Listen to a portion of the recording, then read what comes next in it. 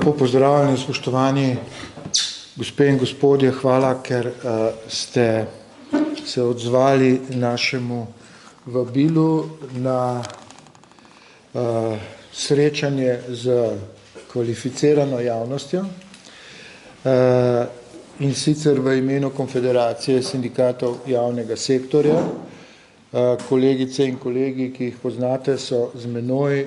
Konfederacija sindikatov javnega sektorja zastopa več kot 70.000 zaposlenih v javnem sektorju in seveda predstavlja izrazito, bom rekel, heterogeno sicer asociacijo, v vsakem primeru pa reprezentativno, kar se tiče zaposlenih v javnem sektorju, se gre praktično za polovico vseh zaposlenih, nekaj manj, ki delujejo na tem področju.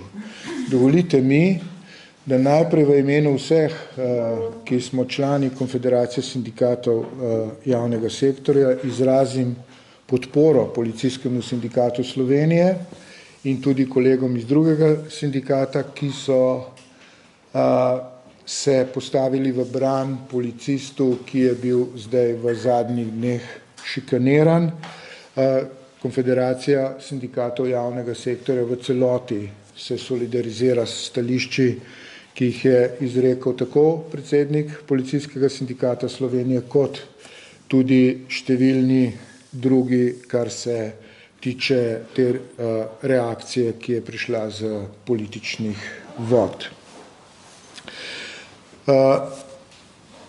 Za začetek naj seveda izpostavim še enkrat, da se je pokazalo, kako pomemben je javni sektor v trenutkih, ko se stvari ne delujejo normalno, ko se državljani in državljanke, država sooča z zahtevno krizo, ki jo povzroča epidemija.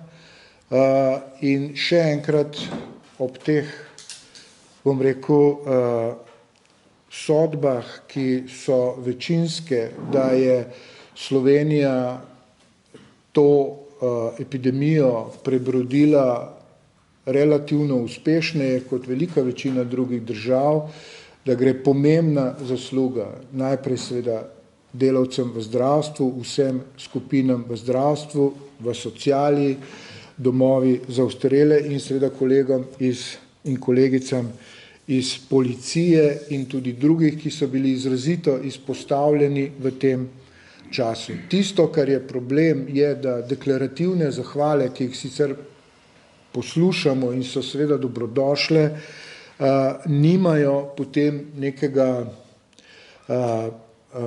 ustreznega odgovora v ravnanju oblasti, ki na nek način ne omogoča zaposlenim v javnem sektorju in ne dopušča enakovrednega dialoga in razprave tudi o vrednotenju tega dela, ki je bilo opravljeno v času krize.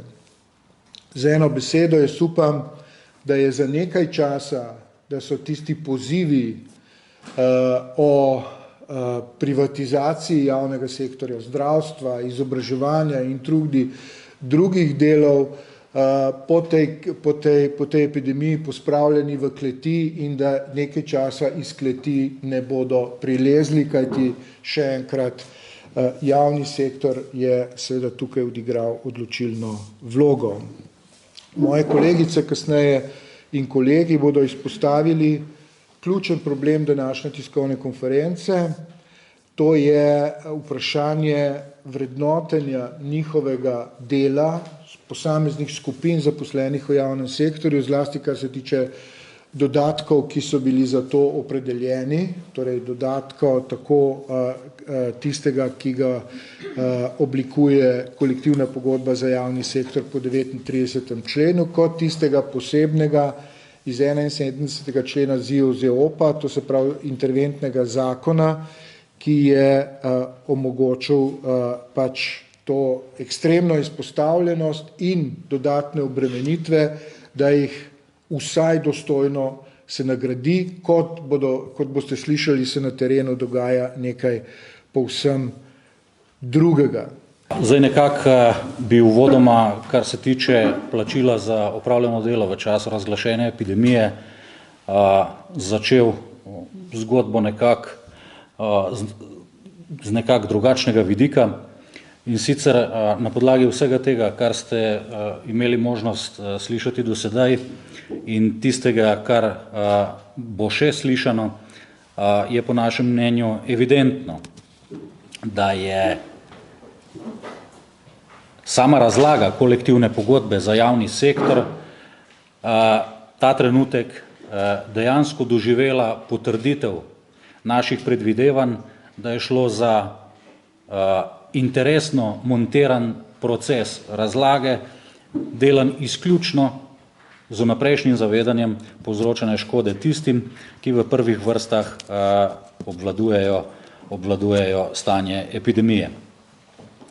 Kar se izplačila dodatkov tiče, lahko potrdim, da v Policiji in Ministrstvu za notranje zadeve ter Inšpektoratu Republike Slovenije za notranje zadeve so bili 5. maja izplačani dodatki za delo opravljeno v mesecu marcu. Ker konkretnih podatkov o tem, komu so bili izplačani in komu še niso bili izplačani, ta trenutek še nimamo, smo se v Policijskem sindikatu Slovenije odločili in smo že na Ministrstvu za notranje zadeve z organi v sestavi vložili zahtevo za dostop do informacij javnega značaja, iz katere bomo pridobili konkretne podatke o plačilih dodatkov vsem javnim uslužbencem v ministrstvu z organoma v sestavi.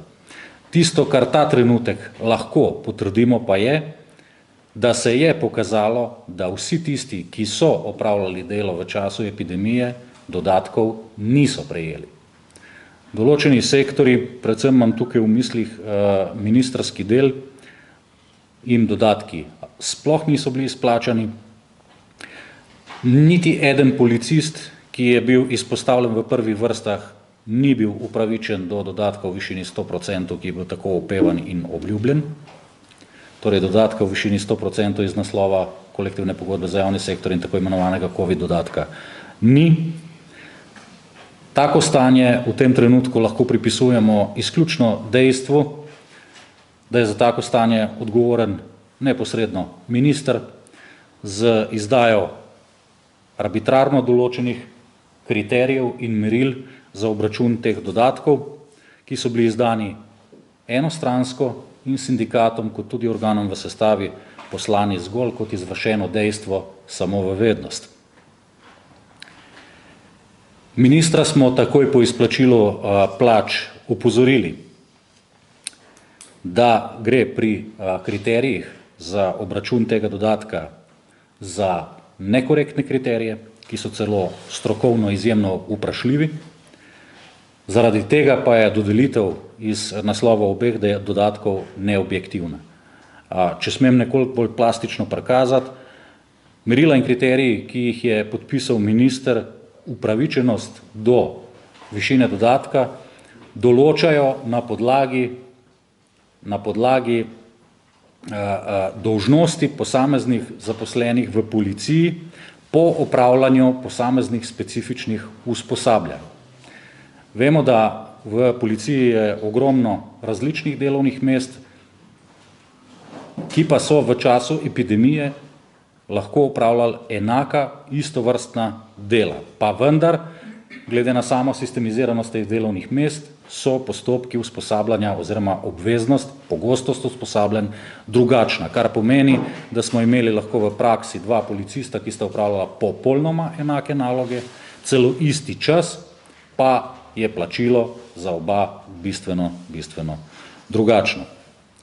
Morda, kar se tega navodila tiče, zgolj še en plastičen podatek, da si boste lažje predstavljali, na kakšen način je to sprejeto. Torej zakon, interventni zakon v 71. členu med drugim določa, da so do teh dodatkov upravičeni tudi policisti, ki so napoteni v mednarodne misije v tujino, seveda na tistih območjih, kjer se prav tako spopadajo z epidemijami. V tem trenutku imamo dva taka območja, to je območje Makedonije in pa Grčije. Pa vendar se je minister v svojih usmeritvah enostransko odločil, da zapiše celo stavek, ki govori, da tem policistom skladno z zakonom pravica do dodatka pripada, pa vendar so se odločili, da jim tega ne bodo izplačali.